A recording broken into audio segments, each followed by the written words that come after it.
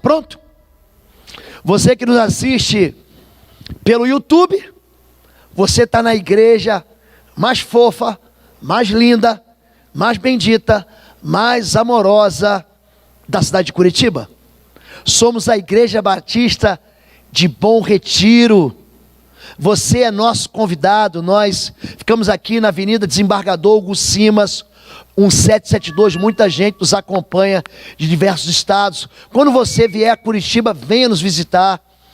Nós temos cultos aqui sempre no domingo às 10 da manhã e também no domingo às 19 horas. Na sexta-feira temos um encontro dos chamados quase adolescentes, crianças até os 15 anos, sob o cuidado do pastor Alan. No sábado às 19h30 nós temos um encontro dos jovens com o irmão Neto, que é um seminarista, um jovem advogado e também é seminarista que está à frente do Ministério de Jovens. E durante a semana, nas nossas células, que estão distribuídas em toda a cidade, você pode se informar através do endereço. Nós temos um site, www.ibbr.org.br. Você é nosso convidado, a nossa igreja fica pertinho da sua casa. Pega um Uber, você pode pegar carona com seu irmão, você pode trazer seu pai, você pode vir de ônibus. Tem um ponto de ônibus na frente da nossa igreja. Amém? Deus te abençoe. Vamos lá, queridos, abram a palavra de Deus. Aliás, já está pronto aqui. Juízes, capítulo 16, pode colocar? Já está lá? Vamos ver então. Eu não estou conseguindo ler. Gente, sabe o que é? Nós precisamos trocar esse multimídia aqui. Já está lá mesmo. Mas de alguma maneira as letras não podem ser lidas. Então eu vou ler na minha Bíblia mesmo. Tá bom? Botou? Ah, agora pode ler. Obrigado, viu, querido? Vamos lá então. Vem para cá, pastora Neuza. Juízes 16, de 4 a 21. Brincando de perder. Depois dessas coisas, ele se apaixonou por uma mulher do vale de Soreque, chamada Dalila. Os líderes dos filisteus foram dizer a ela: veja se você consegue induzi-lo a mostrar-lhe o segredo da sua grande força e como poderemos dominá-lo para que o amarremos e o subjuguemos. Cada um de nós dará a você 13 quilos de prata. Disse, pois, Dalila a Sansão: conte-me, por favor, de onde vem a sua grande força e como você pode ser amarrado e subjugado. Respondeu-lhe Sansão: se alguém me amarrar com 7 tiras de couro ainda úmidas, ficarei tão fraco quanto qualquer outro homem. Então os líderes dos filisteus trouxeram a ela 7 tiras de couro ainda úmidas, e Dalila o amarrou com elas. Tendo homens escondidos no quarto, ela o chamou: Sansão, os filisteus o estão atacando. Mas ele arrebentou as tiras de couro como se fosse um fio de estopa que chega perto do fogo. Assim não se descobriu de onde vinha a sua força. Disse Dalila a Sansão: você me fez de boba, mentiu para mim, agora conte-me, por favor, como você pode ser amarrado. Ele disse: se me amarrarem firmemente com cordas que nunca tenham sido usadas, ficarei tão fraco quanto qualquer outro homem. Dalila o amarrou com cordas novas. Depois, tendo homens escondidos no quarto, ela o chamou: Sansão, os filisteus o estão atacando. Mas ele arrebentou as cordas de seus braços como se fosse uma linha. Disse Dalila a Sansão: até agora você me fez de bobo e mentiu para mim. Diga-me como pode ser amarrado. Ele respondeu: se você tecer num pano 7 tranças da minha cabeça e o prender com uma lançadeira, ficarei tão fraco quanto qualquer outro homem. Assim, quando ele dormia, Dalila teceu as 7 tranças de sua cabeça num pano, e ele o prendeu com uma lançadeira. Novamente ela o chamou: Sansão, os filisteus estão vindo sobre você. Ele despertou do sono, arrancou a lançadeira e o tear, junto com os fios do tear. Então ela lhe disse: como você pode dizer que me ama, se não confia em mim? Esta é a 3ª vez que você me fez de boba e não contou o segredo da sua grande força. Importunando o tempo todo, ela o esgotava dia após dia, ficando ele a ponto de morrer. Por isso, ele lhe contou o segredo: jamais se passou navalha em minha cabeça, disse ele, pois sou nazireu desde o ventre materno. Se fosse rapado o cabelo da minha cabeça, a minha força se afastaria de mim. Eu ficaria tão fraco quanto qualquer outro homem. Quando Dalila viu que Sansão lhe tinha contado todo o segredo, enviou estas mensagens aos filisteus: subam mais essa vez, pois ele me contou o segredo. Os líderes dos filisteus voltaram a ela, levando a prata, fazendo-o dormir no seu colo. Ela chamou um homem para cortar as 7 tranças do cabelo dele, e assim começou a subjugá-lo, e a sua força o deixou. Então ela chamou Sansão: os filisteus o estão atacando. Ele acordou do sono e pensou: sairei como antes, me livrarei. Mas não sabia que o Senhor o tinha deixado. Os filisteus o prenderam, furaram seus olhos e os levaram para Gaza. Prenderam-no com as gemas de bronze e o puseram a girar um moinho na prisão. Amém? Pai querido, somos agora filhos que precisamos ouvir uma voz do Senhor. Nós não fomos chamados para perder, fomos chamados para vencer. A tua palavra diz: ao que vencer, será dado a coroa da vitória. Ao que vencer, será feito coluna no templo do meu Pai. Ao que vencer, será vestido de vestes brancas, e receberá um cetro, e julgará as nações. Ao que vencer, se alimentará da árvore da vida. Ao que vencer, receberá um novo nome numa pedra branca. Ao que vencer, vai se alimentar do maná escondido. O nosso chamado é para vencer e não para perder. E queremos aprender um caminho de vitória, para que possamos nos desviar das derrotas que são propostas por esse mundo, em nome de Jesus. Amém? Amém, igreja? Vencer e perder. Hoje é um dia que alguém vai vencer, alguém vai perder. Hoje é dia de eleição. Hoje é o dia em que a nação vai dar autoridade a alguém que vai assumir o poder executivo. Hoje não é dia de brincar. Mas ao final do dia, no final do culto da noite, nós vamos saber que alguém venceu e que alguém perdeu. O país, ele está amplamente dividido hoje. O país, ele vai dormir com muita gente sorrindo, porque venceu, e com muita gente triste, porque perdeu. E eu quero, antes de entrar e penetrar na Escritura Sagrada, dar uma palavra para a igreja a respeito de eleição. Eu, certa vez, ouvi um pastor americano pregando no auge da guerra do Iraque, E havia uma reunião de líderes cristãos. A América, ela é recheada dessa visão protestante, de igrejas ditas evangélicas. O Senado, o Capitólio e aqueles que dirigem a Câmara, daqueles que governam o país, muitos são cristãos, mas muitos são cristãos. E nessa reunião havia muitos políticos, homens poderosos naquele país, havia líderes americanos, havia grandes empresários, todos cristãos, e era uma reunião cristã. E a reunião foi acontecendo até que no final o pastor, que tinha meia hora para pregar, recebeu 2 minutos. 2 minutos, e aquele coordenador do evento falou: pastor, só tem direito a 2 minutos. Infelizmente nós deixamos Deus para o final. E ele fez a seguinte pergunta: estamos em guerra. Quantos aqui estão orando pela América? Gente, aquele povo se levantou com alegria e disse: amém, amém, e amém, e todo mundo disse amém. Estou orando. Um auditório cheio, repleto, eram centenas de pessoas. E o povo se acalmou. Ele fez uma segunda pergunta: quem aqui está orando pelo Iraque, pelo povo do Iraque? E 3 pessoas levantaram as mãos. Ele disse: vejo que vocês são mais americanos do que cristãos. Eu faço uma pergunta para vocês. Quantos estão orando aqui pelo Bolsonaro? Eu quero fazer uma outra pergunta. Quantos estão orando pela Haddad? O cristão, ele deve ter um posicionamento político? Sim.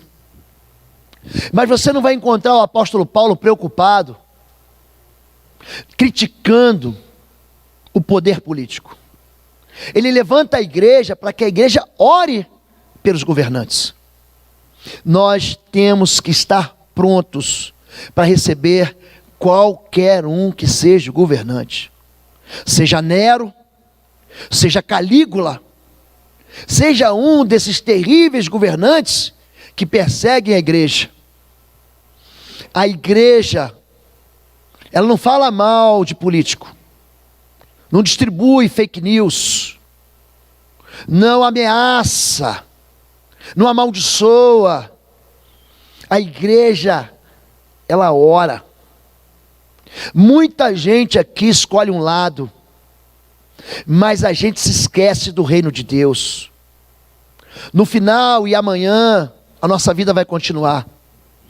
Existem famílias sendo destruídas por competições políticas. Eu sou o segundo filho de uma família de 6. Somos 5 homens e uma moça. E lá em casa, a casa está dividida. Porque os 5 homens votam em um, e a minha irmã caçula, a Rebeca, vota no outro. E ela simplesmente se excluiu no grupo da família, porque fica aquela zombaria, onde há uma maioria, a minoria é esmagada. E quando não há compaixão, há a dor, a agressão, a violência. Então eu queria convidar a igreja para um caminho mais excelente. Ore. Além de você se alegrar porque o seu candidato ganhou, ore pela vida daqueles que estão tristes porque o candidato dele perdeu. Se você está triste porque o seu candidato perdeu, ore para que aquele candidato que ganhou seja um homem segundo o coração de Deus. Se a igreja trabalhar isso, gente, no seu coração, nós não vamos ter divisão. Nós não teremos na nossa igreja uma igreja partida. Nós teremos uma igreja unida numa só fé no Senhor Jesus. Amanhã, vermelhos e coloridos. Amanhã, esquerdas e direitas estarão de novo juntos aqui. Então, eu peço gentilmente à igreja, com todo carinho, que nos grupos de relacionamento da igreja, você pode se posicionar no teu Instagram, você pode se posicionar no teu Facebook, mas nos grupos de relacionamento de células, de homens, de mulheres da Igreja Batista do Bom Retiro, ao final das eleições, por favor, não zombem dos derrotados e não desprezem os vencedores, mas estabeleçam ali, nesses grupos, um lugar de paz. Eu posso contar com a igreja com relação a isso, queridos? Posso ouvir um amém? Amém, amém, queridos. Amém. Vamos então à palavra do Senhor. Um homem que gosta de perder. Para perder você tem que competir. Para perder você tem que entrar num campo de batalha para enfrentar alguém. O livro dos Juízes, ele é repleto de grandes heróis. Se você abre Hebreus capítulo 11, na galeria dos heróis da fé, você vai encontrar ali Débora. Sempre na igreja tem a irmã Débora. Você vai encontrar o Jefté. Você vai encontrar Otiniel. Você vai encontrar Samuel, é o último juiz, é o primeiro profeta. Só que você encontra um menino ali chamado Sansão, e ele é forte demais. Esse moço, ele é consagrado ao Senhor desde o ventre. Esse moço, ele recebe dos próprios pais um voto de... O nazireu é um voto para alguém que é consagrado ao Senhor, por um período da sua vida ou por toda a sua vida. Por exemplo, Samuel era nazireu a vida inteira. O nazireu era o sujeito que ele andava cabeludo, ele não podia cortar o cabelo. O nazireu era alguém que não podia tocar em nada morto, seja animal, seja um parente que morresse, ele não podia preparar o sepultamento dele. O nazireu era alguém que não podia beber vinho e nenhum tipo de bebida fermentada. Isso tudo eram palavras externas ou uma vida exterior que comunicava uma consagração interior. Esse homem é um homem tão extraordinário que desde cedo a Bíblia diz que o Espírito de Deus se movia sobre ele. Existe um lugar chamado Madã, e ali naquele local o Espírito de Deus começa a se mover nele. Já no capítulo 14, a história dele fica ali fatiada entre o capítulo 13 e 16 de Juízes. Naquele tempo não havia rei em Israel, cada um fazia o que bem entendia, não havia liderança, não havia governo, e cada um andava e chutava a bola para onde apontava o nariz. Havia uma grande anarquia na nação. Então Deus, volta e meia, tinha que levantar um juiz para dar de novo direção e foco ao povo. Mas quando aquele juiz morria, a fé também morria, a direção também morria. Então o povo fazia o que era mal aos olhos do Senhor. E quando nós fazemos aquilo que é mal aos olhos do Senhor, nós saímos debaixo daquela proteção que Deus nos dá e o mal nos toca. No tempo de Gideão, os midianitas, eles invadiam a terra para roubar a colheita do povo como gafanhotos. E é por isso que você vê ali Gideão malhando trigo no lagar. Ele está distraindo, ele está fingindo. Não era tempo de colher uvas, então ele ia lá para o lugar onde colhia a uva para não ser roubado, como se você escondesse o dinheiro num local diferente para que você não seja roubado.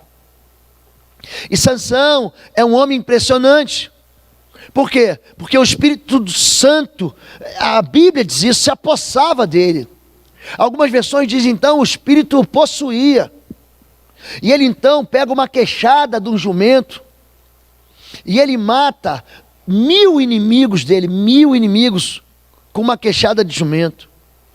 Ele encontra um leão novo no meio do caminho. Não é um leão velho, desdentado, banguela de circo, não, gente.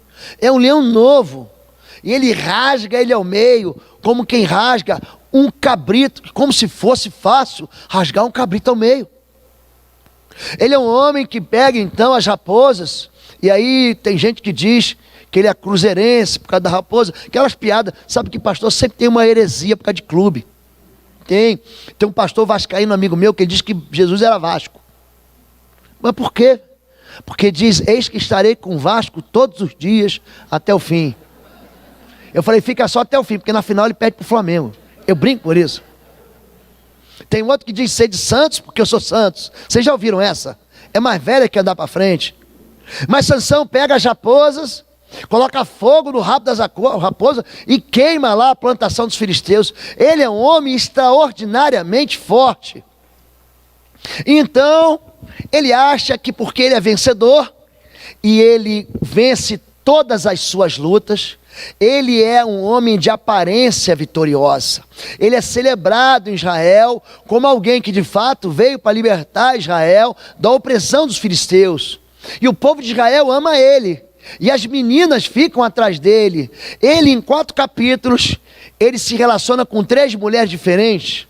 Ele se relaciona com uma mulher de Tímina, que é uma filistia, e ele consegue ser traído na semana de núpcias dele. Já viu gente que é traído na lua de mel? Ele se relaciona num jugo desigual, e ali ele é traído pela própria esposa que ele acabou de desposar. Ele vai para um lugar chamado Gaza, é a mesma Gaza que nós conhecemos hoje, perto de um vale chamado Vale de Elá. E ali ele se deita com uma mulher da vida. Ele é um homem de Deus, e ele acha que o pecado não vai atingir ele. Mas aí de repente ele vai e se apaixona por Dalila, uma moça bonita do Vale de Soreque. E ali aquela moça bonita não está muito interessada nele, mas ele está apaixonado por ela. Então aquele homem que está acostumado a bater em todo mundo e a vencer todas as batalhas, ele começa a ser nocauteado. Ninguém consegue destruir Sansão. Mas veja bem, um relacionamento, uma aliança, fora de um padrão, fora de um princípio de Deus, pode destruir a vida de alguém. Esse homem, que é um homem muito forte, se encontra com essa moça, ela é cooptada, ela é seduzida pelo dinheiro. Se você descobrir de onde vem a força dele, cada um de nós, líderes filisteus, vamos te dar 13 quilos de prata. Gente, isso é muito dinheiro. Isso é recurso para mim, para minha descendência, para os meus netos, para os meus bisnetos. Dalila se tornaria uma mulher muito rica. E então ela começa o quê? A tentar se infiltrar dentro do coração daquele homem, para tirar aquilo que é mais sagrado dele, que é a lealdade que ele tem a Deus. Tem muita gente que se vende por causa de dinheiro. Os irmãos de José o vendem por algumas peças de prata. O filho pródigo sai de casa e do relacionamento com o pai por causa do dinheiro e por causa da metade da fortuna da família. Ele pensa que vai ser feliz. Judas, ele vende Jesus por algumas moedas de prata. E do mesmo jeito, essa mulher, ela vende o relacionamento que ela tem com o homem por algum dinheiro. Só que Sansão, ele é muito forte na sua vida exterior, mas ele tem um caráter corroído, ele tem uma fissura no seu próprio coração, e ele começa a achar que ele pode brincar de perder. E a moça começa a perguntar: qual o segredo da sua força? Gente, onde estava o segredo da força de Sansão? Quando a gente vê o filme, quantos assistiram o filme Sansão, que lançou no cinema esses dias atrás? Mostra um homem musculoso, halterofilista. Ele deveria ir lá para a academia do irmão Helmut e malhar bastante, porque ele é um homem bombado. Gente, ele é aquele homem que tomou muito anabolizante. Sabe aqueles homens tipo Hulk, tipo Arnold Schwarzenegger no seu período que hoje também acabou para ele, né? Acabou para ele, mas naquele tempo que ele era Mister Universo. Pensa no homem forte. É assim que você vê Sansão, gente? Mas não é isso. Eles perguntam qual o segredo da sua força. Porque se ele fosse um homem forte, por exemplo, tem um irmão que eu dou aqui, ele é forte, olha o tamanho dele. Tem irmãos aqui na igreja que são irmão Cláudio, olha o tamanho do irmão Cláudio. Irmão Daniel, olha o tamanho dele. Tem irmãos que têm o quê? Uma compressão física que te intimida. Você é atacante, você está com a bola no pé, e quando você vê o zagueiro, você vê lá o Júnior Baiano, lembra daquele sujeito da seleção brasileira? A bola passa, mas o atacante fica. Porque eu uso até uma chuteira com trava de ferro para te segurar.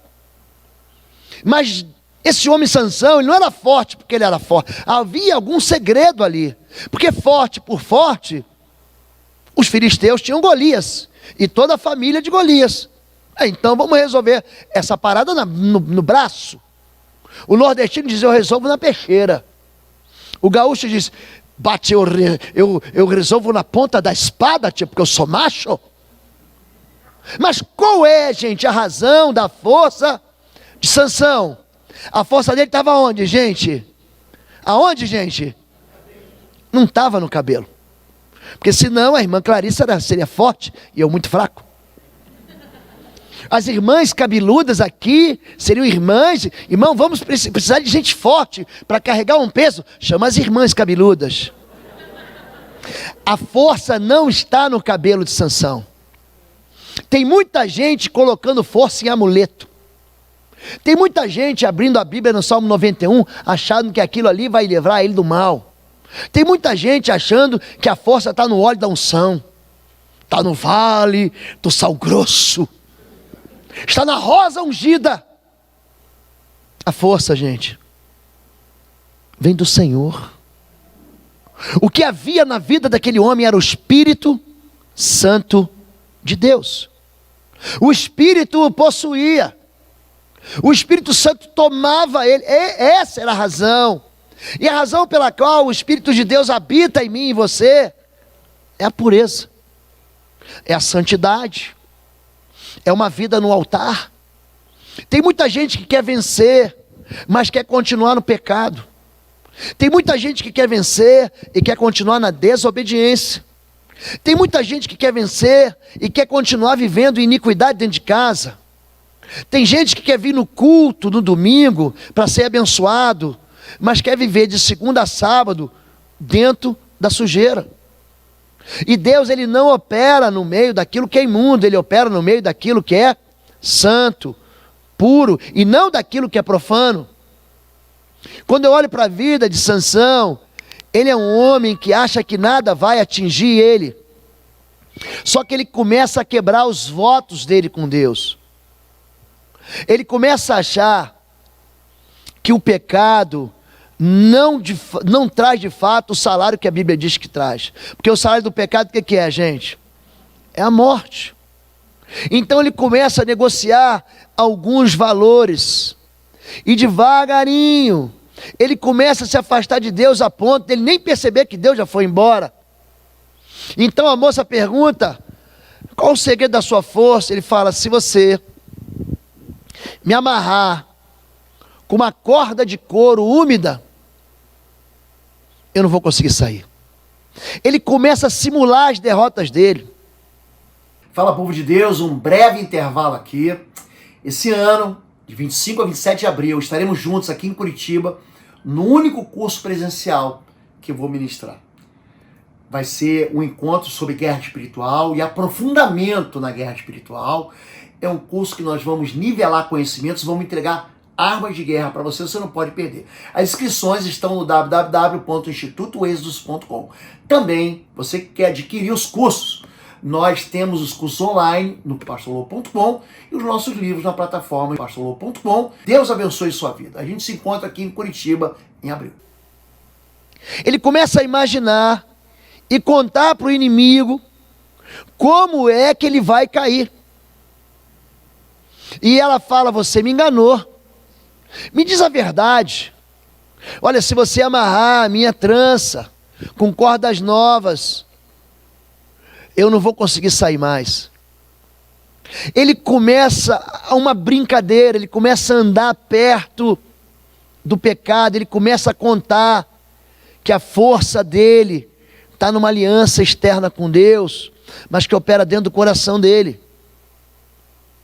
E ele sai daquilo até que falou assim, não, se você amarrar com o tear, pega as linhas do tear e amarra, e ela vai, quando a Bíblia fala isso, no capítulo 16 de Juízes, importunando ele dia após dia. Já foi importunado? A tua mulher já te importunou? Benzinho? Amorzinho? Querido? Mas eu não falei, já aconteceu isso? Isso acontece na nossa realidade. Uma importun dia a dia, a ponto de ele enlouquecer. Ele falou, tá bem, eu vou contar a verdade. Eu sou nazireu. Naquele momento, é que ela descobre a razão da força dele. Não estava no cabelo dele, mas estava na aliança que ele havia celebrado com o Senhor.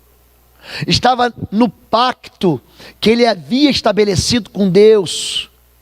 Quando ele escolhe satisfazer o prazer, ao invés de buscar a santidade da aliança com Deus, ele tomou uma decisão. Ele fez ali uma escolha. Você pode escolher, querido. Hoje é dia de fazer escolha, então faça a escolha certa. Você deve escolher em andar com Deus, ou deve escolher em continuar vivendo da iniquidade, mas você precisa entender que o salário é algo que você recebe por merecimento. Você não recebe o salário porque você não trabalhou. Você recebe o salário porque você é digno dele. E ele vai vir em você, ou a favor de você, ou contra você, dependendo daquilo que você trabalhar, porque aquilo que você semeia, você colhe. Esse homem, gente, pensa num homem que tinha um potencial extraordinário, e ele consegue abortar os sonhos de Deus. É um homem que por fora ele é bela viola, mas por dentro ele está tão corroído, e ele anda numa ciranda, ele vive numa ciranda para agradar todo mundo, mas ele desagrada ao Senhor. E aí no capítulo 16, verso 20 de Juízes, ele diz assim: mais uma vez sairei como antes, mas ele não sabia que o Senhor o havia abandonado. Tem gente que se afasta tanto de Deus, que nem percebe que a presença de Deus foi embora há muito tempo. Ele acha que ainda está convivendo no relacionamento de intimidade com Deus, mas não está. Por quê? Porque a iniquidade, ela funciona como um pecado, que você sabe que é pecado, mas que com o tempo você começa a achar que ele não é mais pecado. Iniquidade é quando o pecado, ele passa a ser rotina, ele passa a ser cultura, ele passa a fazer parte da tua história, da tua vida doméstica. É pecado desonrar o pai, mas aqui em casa a gente xinga o pai. É pecado você se rebelar, mas aqui em casa a gente se rebela. E eu não obedeço. A esposa não obedece o marido, o filho não obedece o pai. Não, é pecado você manter amargura, mas eu não perdoo. Ele merece isso. Olha, é pecado você guardar no coração uma esperança além do Senhor. Não terás outros deuses além de mim, mas eu quero ter uma expectativa e uma confiança em outra pessoa. E aí aquilo que é pecado passa a ser normal. O que é pecado passa a ser natural. O que é pecado vira iniquidade. E foi isso que aconteceu no coração de Sansão. Isso que acontece no meu coração, no seu coração, quando se afasta tanto de Deus, que Deus não é que você odeia Deus, mas Deus começa a ficar nublado. Isso aconteceu com Davi. Davi, ele acorda de tarde. O que aquele moço tinha que estar fazendo acordando tão tarde? Mas ele acorda de tarde, vai passear lá na cobertura do seu prédio e olha para a vizinha do 404. E a moça é bonita. E ele fala: não tem problema, eu já venci gigante, eu já lutei com urso, já lutei com leão. Aliás, tem até uma canção minha que diz que eu matei os 10 milhares. Então qual é o problema? Eu vou chamar ela para uma conversinha. E aí não vai dar nada, pastor. Sabe aquele povo que acha que celebrar o pecado não vai trazer nada? É Sansão. E Sansão, ele é a sedução, gente. Ela tira o juízo da gente. Uma pessoa seduzida, gente, é uma pessoa que a razão dela é sequestrada. Você fala: você não está vendo que você está fazendo besteira? Eu quero é ser feliz, pastor. E essa é a grande mentira, ou uma das grandes mentiras, sendo pregadas, inclusive nos púlpitos. Venha para Jesus que você vai ser feliz. Não, o chamado para se relacionar com Jesus é um chamado que obedece critérios de relacionamento com Deus através do sangue da cruz. Eu me relaciono com Jesus porque a minha vida mudou. A cruz me libertou, nós cantamos isso aqui. Está dizendo que a cruz pagou a minha dívida e eu não sou mais obrigado a obedecer aquela pessoa que me escravizava no pecado. Eu estou livre agora, não tenho mais dívida. O Senhor levou sobre si a minha culpa, eu não sou mais culpado. Ele levou sobre si o meu pecado, e eu não sou mais acusado. Portanto, nenhuma acusação há para os que estão em Cristo Jesus. Mas Sansão não brinca disso. Sansão gosta de pecar. E aí, quando ele acusa, gente, que é o Espírito Santo sai dele, ele é o quê? Algemado. Ele não está brincando de ser amarrado? Tá. Me amarra assim, me amarra assado, com uma corda assim, com uma corda de couro. ele acaba o quê? Amarrado. Você não quer ser amarrado? Então você vai ser amarrado. Ele é amarrado, eles têm os seus olhos furados. Gente, ele ficou cego. Pensa um homem que perde o destino dele. Uma pessoa cega é uma pessoa que perde a direção. Esses dias eu fui atravessar um senhor na rua. Eu moro perto de casa, em frente a uma canaleta, dessas que passam biarticulado. E eu vi que ele estava com dificuldade. Eu falei assim, eu vou atravessar o senhor. Ele falou, para onde é tal lugar? Ele queria ir para o mercado, Mercadorama. Falei, vem cá. Ele falou assim, deixa eu pegar no seu braço. Eu nem sabia. Fui pegar no braço. Não, deixa que eu pego no seu braço. Ele pegou, eu atravessei a rua. Falei, só vai em frente. Só que é longe. Não, eu vou, deixa que eu vou tranquilo aqui. Mas tranquilo nada, ele não vê. Eu fiquei agoniado. Porque ele ia para atravessar pelo menos umas 2 ruas. Eu falei, olha, o senhor tem 2 transversais. Não, mas eu sei me cuidar. Enquanto aquele homem não sumiu da minha vista, eu fiquei agoniado.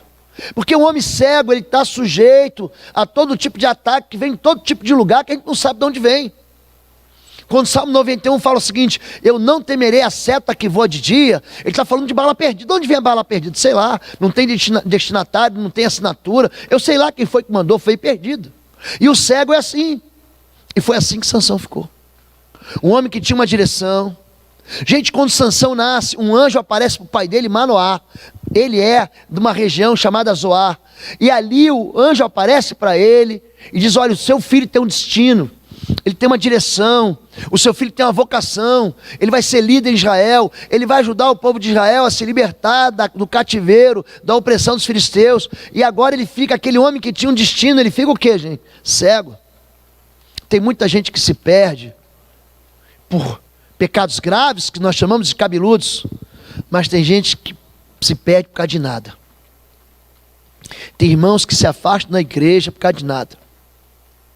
E o interessante é que quando eu pergunto assim, por que você está fora da igreja? As desculpas são as mais, são numerosas. Eu não vou à igreja porque eu não gosto do pastor, porque eu não gosto do jeito do pastor, porque eu não gosto do louvor. Eu não vou na igreja porque eu briguei com o irmão. O irmão briga com o irmão e quem paga o pato é Deus. Eu não vou na igreja porque perdi uma posição. Ele era lá o auxiliar do 15º carimbador do Ministério X e ele perdeu aquela função, não vou mais na igreja. Então quando o nosso coração não está no serviço a Deus, quando o nosso coração não está no foco, existe uma vocação para mim e para você.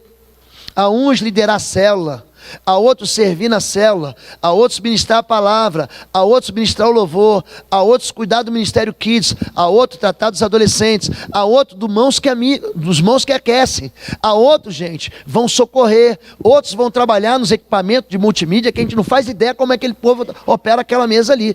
Porque é tanto botão ali, querido, que o dia que não vier, eu vou pregar assim, ó, não vai ter palavra. Vai ter palavra, mas não vai ter microfone. E aí, isso aqui ajuda ou não ajuda, gente? Você só lembra disso aqui quando falha. É por isso que uma das pessoas que eu oro é quem está ali. Eu oro por aquele povo ali, ó.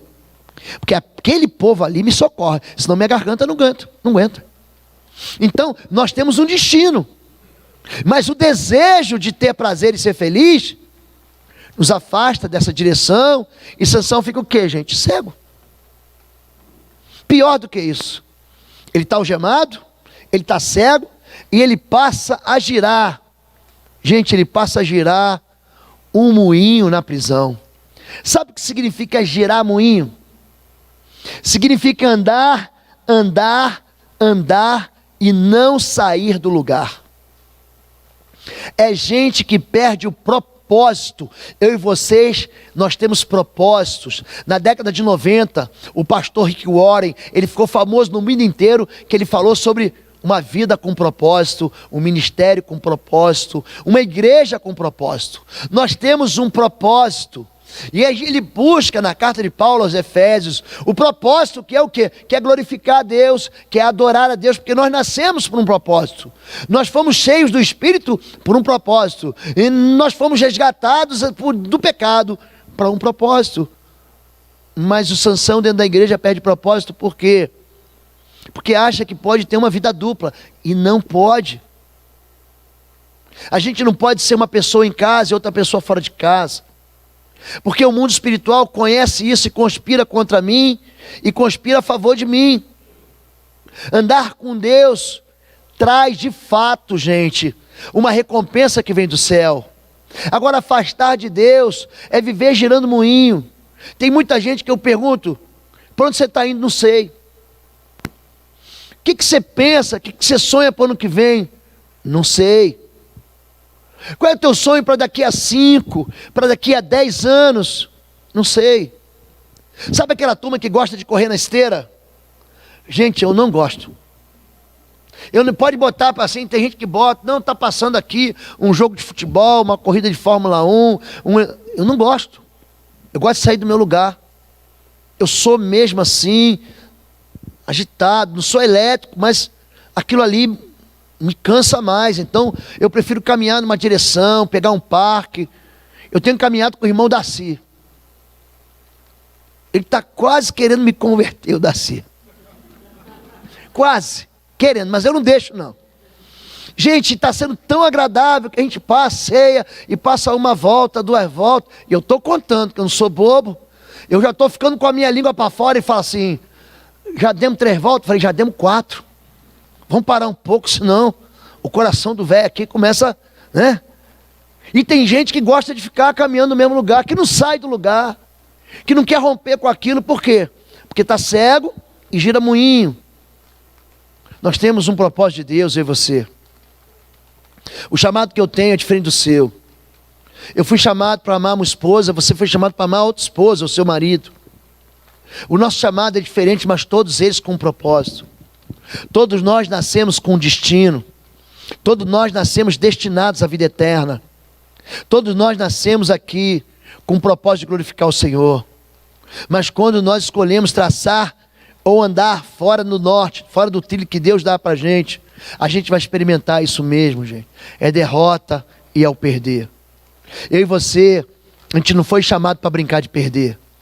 A gente foi chamado para lutar para vencer. Existe vitória na mão daquele que crê? Claro que existe. Claro que existe. Existem experiências de galardão. Existe uma medalha do Senhor, um prêmio do Senhor para aquele que anda nele. Existe. Não significa que a sua vida vai ser fácil. Não vai ser fácil. Vida com Deus não é fácil. Abraão esperou 25 anos para ter um filho. Espera. Davi perdeu 4 filhos. Sofrimento. Jó perdeu tudo que ele tinha. Mas no final ele ganhou tudo de volta em dobro. Vai passar o que ele passou. Tem gente que espera, que passa por sofrimento. Significar, ou eu dar um significado de vitória, não significa que a minha vida vai ter moleza. Significa que a minha vida vai ter lutas. E que Deus vai estar comigo nessas lutas. Porque muitas são as aflições do justo. Muitas são. Mas Deus livra a gente de todas elas. Quando Jesus fala sobre isso, ele fala isso: no mundo tereis aflições. Mas tem de bom ânimo, você vai ter vitória, porque eu venci o mundo, você vai vencer também. Sansão é um bom exemplo para a gente, daquilo que a gente não deve cobiçar. Sansão é um bom exemplo para a gente, que acha que a gente pode viver sem a porção do Espírito. Deus não começa nada sem o Espírito. O Espírito, querido, o Espírito Santo de Deus, não é uma matéria da escola bíblica dominical, que eu amo. O Espírito Santo de Deus é a presença do Deus vivo dentro de você.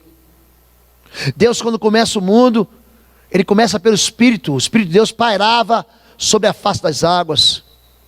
Quando Deus unge Davi, o Espírito Santo veio sobre ele. Quando Deus começa com Jesus, o Espírito Santo veio em forma de pomba sobre ele. O Espírito Santo do Senhor, Isaías 61, está sobre mim, ele me ungiu, ele me capacitou. Quando Jesus termina o ministério dele, ele termina: Pai, em tuas mãos entrego o teu Espírito. Mas quando a igreja começa, aquele mesmo Espírito volta, e o Espírito de Deus veio sobre aquele povo em forma de línguas de fogo, e aquele povo ficou encorajado. Um povo que estava acovardado, com medo, é encorajado pelo poder do Espírito. Uma vida sem o Espírito é uma vida de derrota. Nós não venceremos o pecado, nós não venceremos as tentações, nós não venceremos as nossas lutas domésticas diárias, pessoais, singulares, se a gente não andar com Deus. Sansão é um bom exemplo, aonde ele trabalhou para a glória de Deus, mas a partir do momento em que ele acha que ele tem oportunidade, ou ele pode escolher pecado e vai continuar vencendo, ele se torna um mau exemplo. Meu convite para você essa manhã é para que você vença, é para que você convide Deus para as suas batalhas, para que seus olhos não fiquem envolvidos, para que seus olhos não sejam seduzidos por aquilo que pode dar prazer, mas por aquilo que exclui o Senhor. Amém? Vamos orar, fiquem em pé, em nome de Jesus. Quero convidar vocês para que fiquem em pé, em nome de Jesus. E eu quero orar por você. Feche seus olhos agora, em nome de Jesus.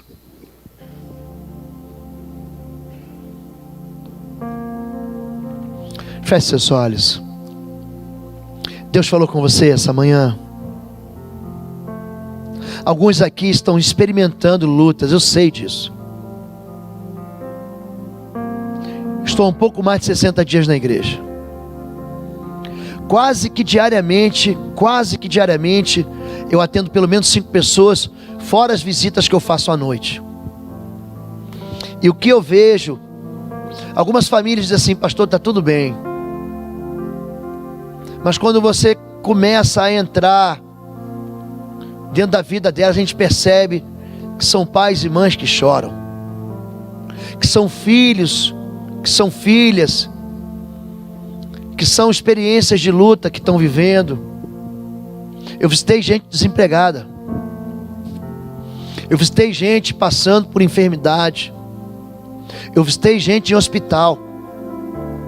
A gente passa por lutas, e apenas a presença do Senhor é que é capaz de nos dar essa força, a mesma força que está em Sansão, para a gente enfrentar os leões que aparecem no meio dos caminhos para a gente, enfrentar os exércitos inimigos com uma queixada de jumento na mão, que é aquilo que a gente tem na mão.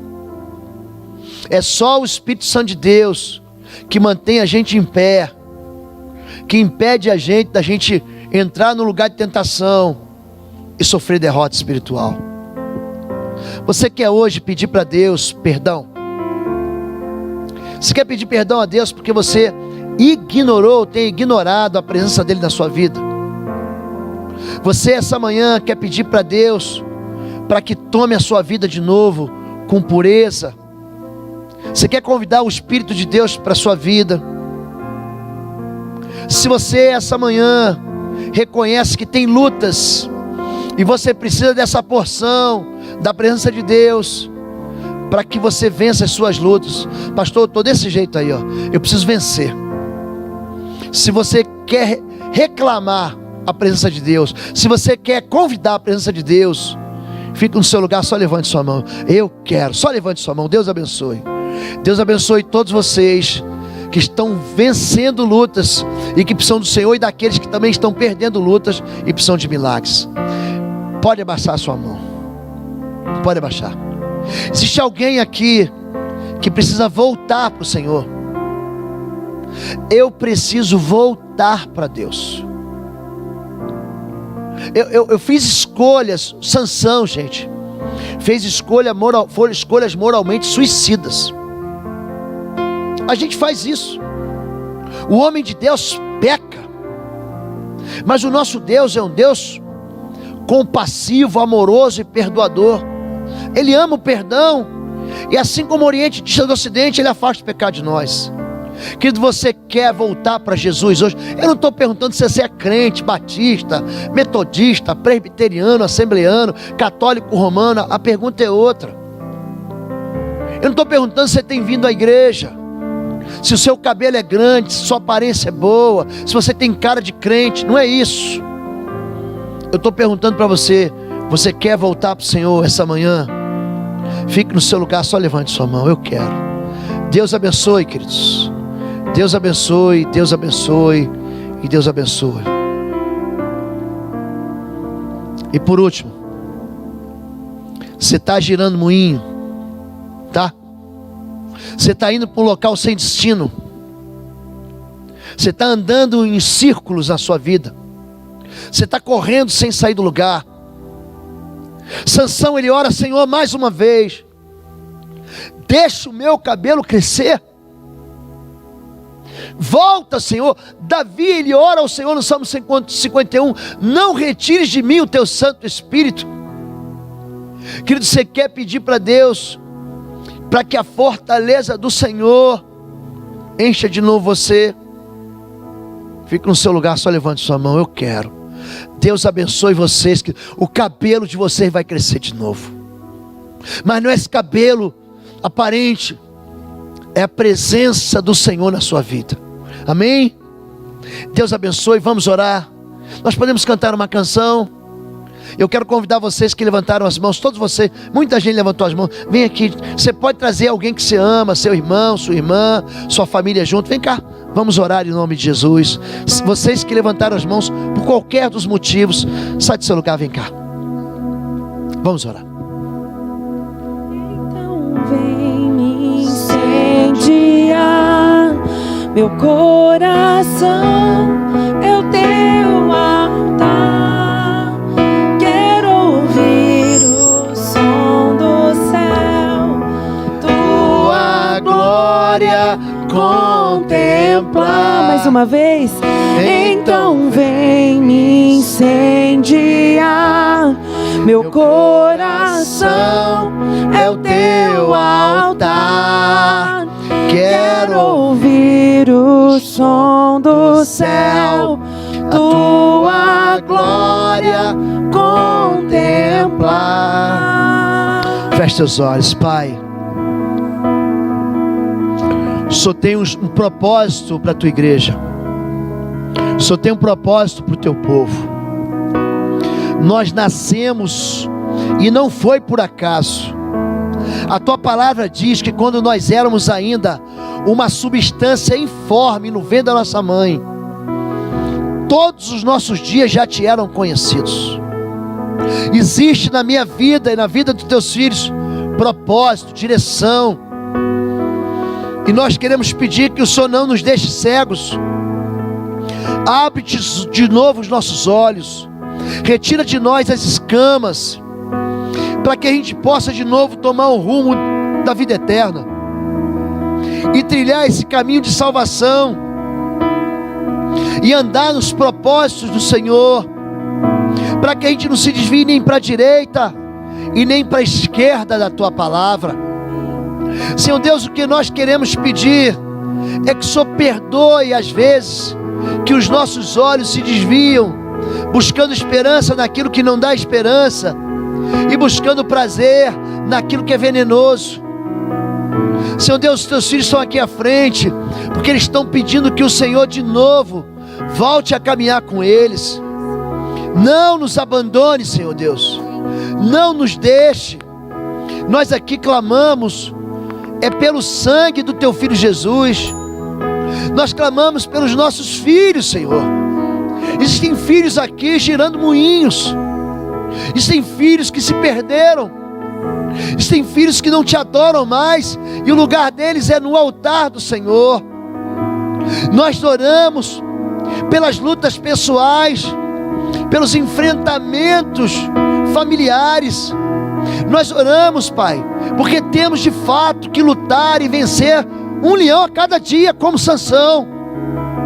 Mas também queremos que o Teu Espírito Santo nos dê capacitação e unção, em nome de Jesus, Pai. Homens e mulheres essa manhã aqui entregaram a vida a Ti.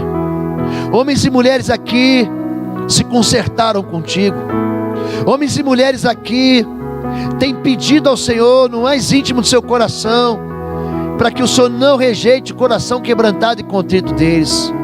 E eu quero abençoar a vida dessas pessoas e acolher cada um deles, não só no seio da tua igreja, mas eu quero pedir que o nome deles, escrito no livro da vida, não vivam apenas disso, mas vivam da experiência de ter o Senhor a cada dia, em nome de Jesus. Despede teu povo aqui em paz, Deus. Para a glória do Senhor, em nome de Jesus. Amém.